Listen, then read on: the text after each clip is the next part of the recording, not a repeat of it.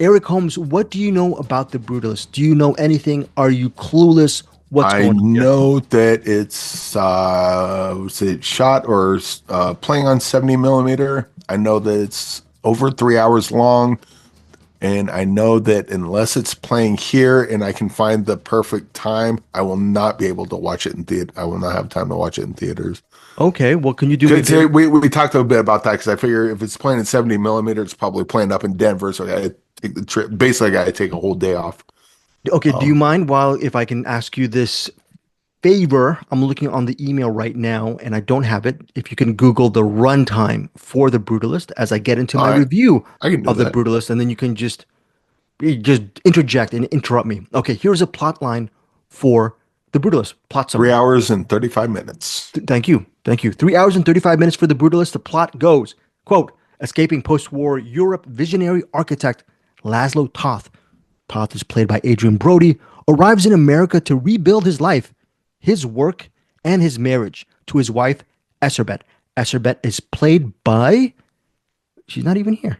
Yes, where is she? Yeah. Oh, Felicity Jones, played by Felicity Jones.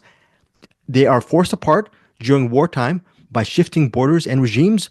On his own in a strange new country, Laszlo settles in Pennsylvania, where the wealthy and prominent industrialist Harrison Lee Van Buren, played by Guy Pearce, recognizes his talent for building, but power and legacy come at a heavy cost. Again, Harrison Lee Van Buren is this really rich industrialist, played by Guy Pearce. He ends up being not the benefactor of the architect László Toth. Again, Toth is played by Adrien Brody, but he plays a big figure in Toth's life because he gives Toth without giving too much away, the opportunity to further his dream and build something of importance, of weight in America. And Toth is a visionary architect who does not like to cut corners. He's very possibly egotistical. He's a perfectionist, but he's also very talented. The Brutalist is an immigrant story, okay, directed by Corbett.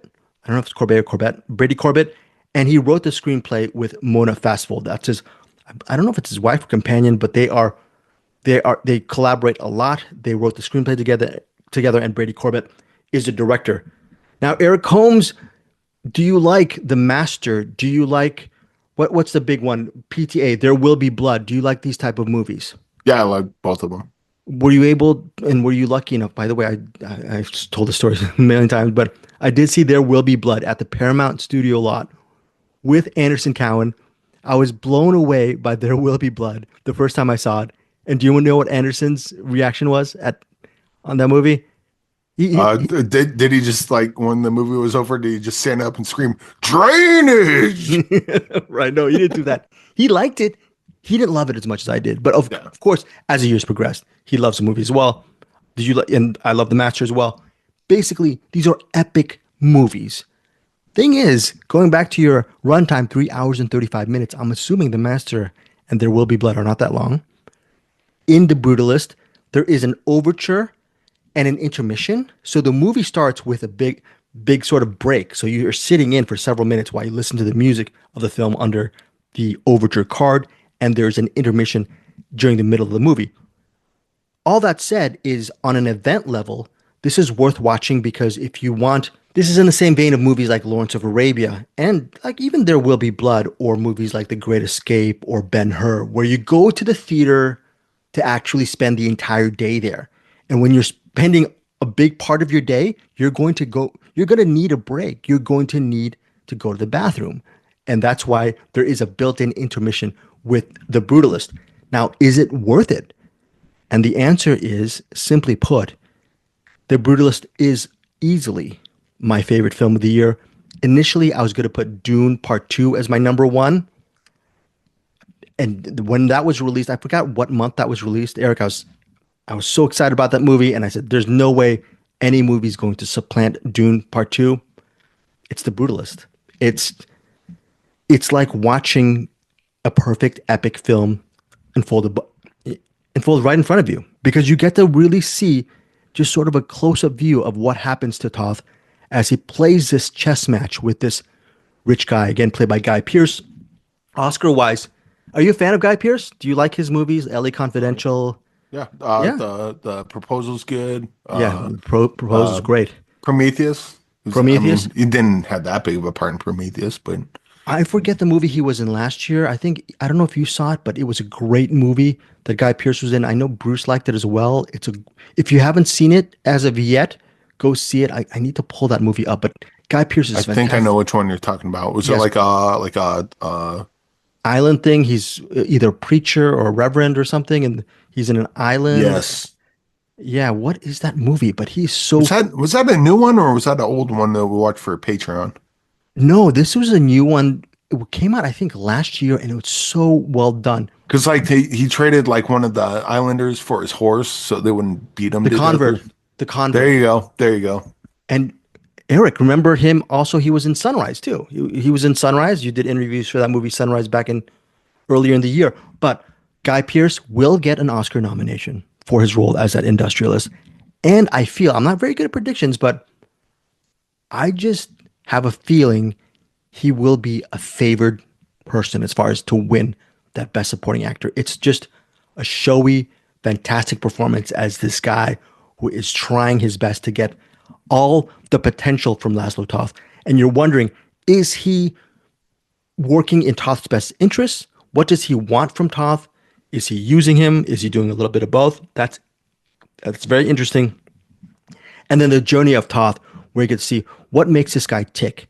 He's taking, during the narrative, he takes a lot of abuse and heartbreak, and you're wondering, what is it? How can Toth persevere? Because he's separated from his family. What is it going to take for him to continue on as a human being? It's an inspiring immigrant story. It is a visionary epic about the building of America, right? And the cost of it. And it's just one of those rare movies that I feel is an event movie. And when I mean event movie, I don't mean something like an MCU or Transformer or even a Pixar movie, not these type of escapist things. And no salt to these movies, okay? These are fun weekend at the movies situation. This is one where you just go out with some fellow cinephiles and you get your inner bowels ready, you get your system ready, you flush it out. Maybe I don't know if Magic Mind will do it, but you just flush all that stuff out. And then you want to make sure you have a great day and your stomach's okay, your digestive system's okay, and enjoy this movie. Yeah, so this is a perfect movie. The Brutalist, 5 stars. Adrien Brody, best performance of the year, in my opinion, as best actor. Again, I think Felicity Jones will hopefully get a nomination as a wife. She's very good in the movie as well. There's only a minor quibble that I think some people will have. Most of the first act is very powerful because you see Toth and his talent just in motion. But the second half, as Toth gets older, there is a little bit of a momentum decline in The Brutalist. All that said, that is the reason why. There's a reason why the second half is not as strong as the first half, because you're charting his life. And there's stuff that happens in the second half that are not as propulsive as the first act, which is fine. Okay, overall, this is a great, perfect movie. 5.0, 5 stars, 6.9, however you want to mention it. It's my film of the year, The Brutalist. I was only able to see this on my bleeping iPad. My bad. No, I saw this actually on my bedroom TV, so it actually had a decent screen for it. So that was fine. But I wish I get to see this on 70 millimeter. Eric, are you going to see this on 70 millimeter if you have the chance? But like you said, there might be a shot that you might not be able Again, to see it. the only way I'd be able to Drive 2 hours. Well, I would have to drive an hour to Denver and then an hour back, and then you got to figure that's 2 hours right there. Who has and the then time? you have the half-hour things, trailers for a 3.5 hour movie. So that's like 6 hours. You'd have to kill a day. Yeah, and I don't have any days off right now, so that's going to be impossible. and unless someone can cover one of my shifts, I'm not going to be. It's not going to be able to happen. Well, hopefully down the road you'll be able to see The Brutalist. We'll see one way or the other. And yeah, listeners, would love to hear what you think of The Brutalist. Again, that's our main feature for Friday, December 20th. It's playing in theaters. Hopefully it'll be around your neighborhood. Tell us what you think of the movie. Hey guys, thanks so much for watching this video. For more movie and television reviews and interviews, Please subscribe to my Deepest Dream channel.